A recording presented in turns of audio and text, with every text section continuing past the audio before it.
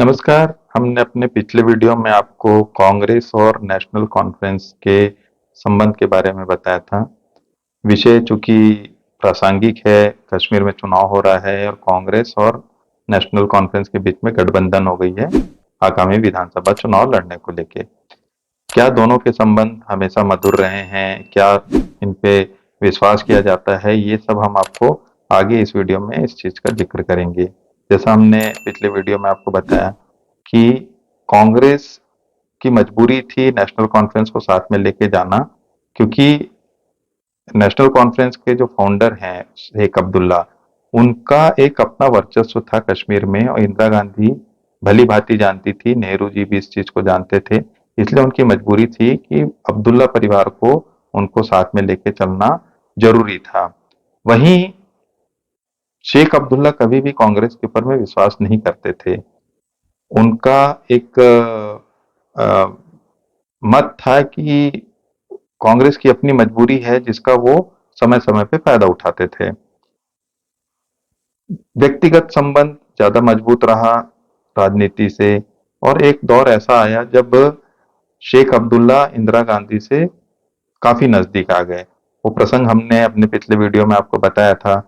संजय गांधी जी का दुखद निधन हुआ 1980 में, और उनकी जो अस्थि थी, उसकी अस्थि का एक भाग जो है वो कश्मीर में विसर्जित करना था, जिसकी जिम्मेदारी शेख अब्दुल्ला को सौंपी गई।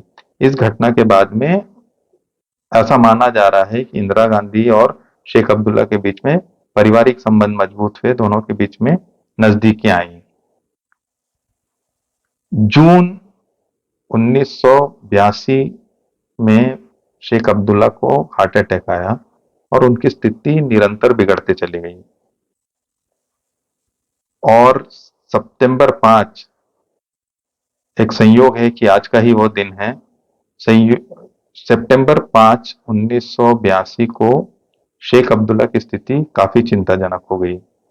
इंदिरा गांधी दिल्ली से अल्प प्रवास पे सिर्फ शेख अब्दुल्ला से मिलने के लिए 6 सितंबर को कश्मीर पहुंची।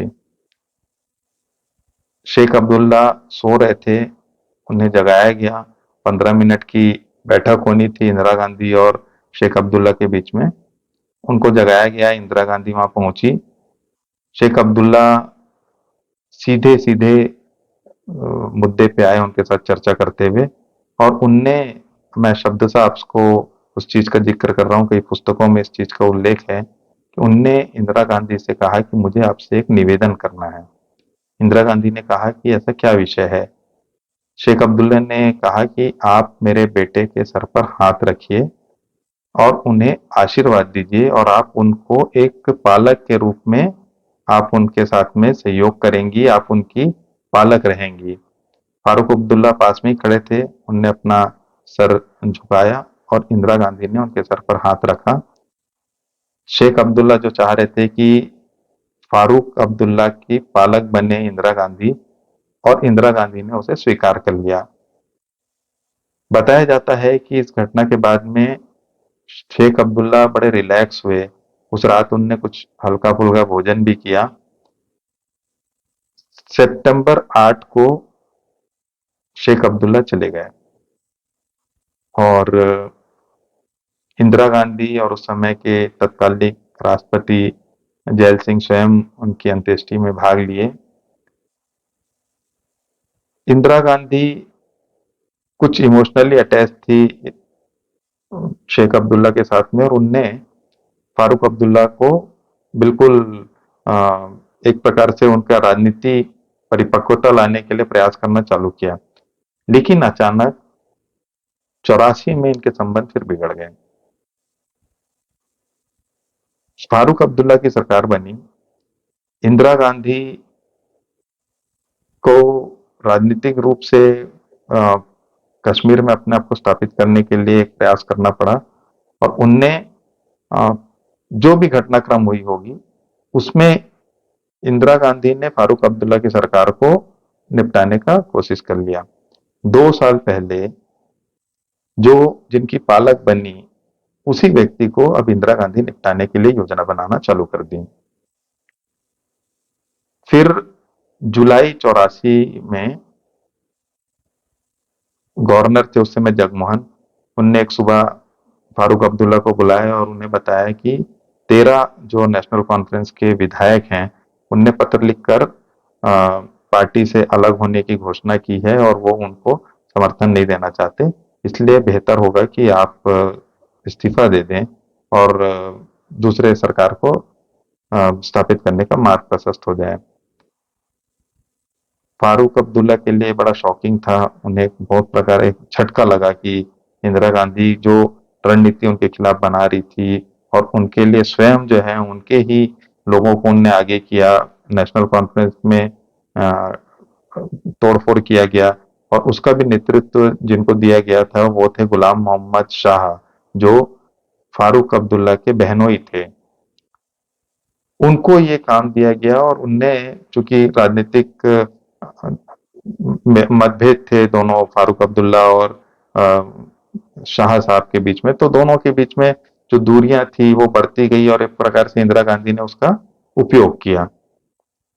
इस घटना के बाद में फारूक अब्दुल्ला घर पहुंचे, अपने सलाहकारों से संपर्क किया, कुछ लीगल एक्सपर्ट से भी उन्होंने चर्चा की। उसके बाद में इस नतीजे पे पहुंचे कि वो इस्तीफा नहीं देंगे।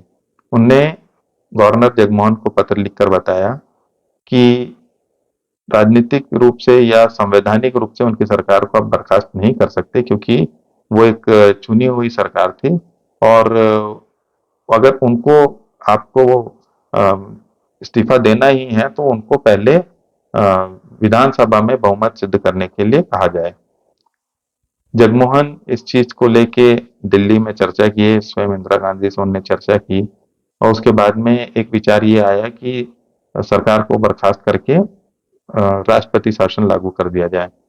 जीएम शाह नहीं चाहते थे कि कश्मीर में उस समय राष्ट्रपति शासन लगे, लेकिन परिस्थिति ऐसे बनते जा रही थी कि स्थिति और बिगड़ते जा रही थी।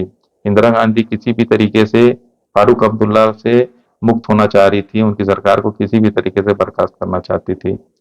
इस पूरी योजना में अंत में यह निष्कर्ष निकला कि आप फारूक अब्दुल्ला की सरकार को बर्खास्त किया जाए। जगमोहन ने वही किया, उनने फारूक अब्दुल्ला की सरकार को बर्खास्त किया और जीएम शाह के नेतृत्व में नई सरकार कश्मीर में स्थापित की गई। अब विषय ये है कि इंदिरा गांधी और फारूक अब्दुल्ला के बीच में दूरियां क्यों बनी। अगले वीडियो में हम इस चीज को विस्तार से आपको बताएंगे। धीरेन्द्र ब्रह्मचारी एक बहुत ही प्रसिद्ध नाम है, इंदिरा गांधी के बहुत नजदीकी रहे हैं। क्या धीरेन्द्र ब्रह्मचारी के कारण इंदिरा गांधी और फारूक अब्दुल्ला के बीच में दूरियां बढ़ी, इसका जिक्र हम आपको अपने अगले वीडियो में करेंगे। आपसे अनुरोध है कि हमारे वीडियो को लाइक करें, सब्सक्राइब करें और शेयर करें। हम इस चैनल के माध्यम से भारतीय राजनीति से जुड़े लोग और भारतीय राजनीति के जो कुछ दिलचस्प किस्से हैं उसको हम अपने चैनल के माध्यम से आप तक पहुंचाने का प्रयास करते हैं।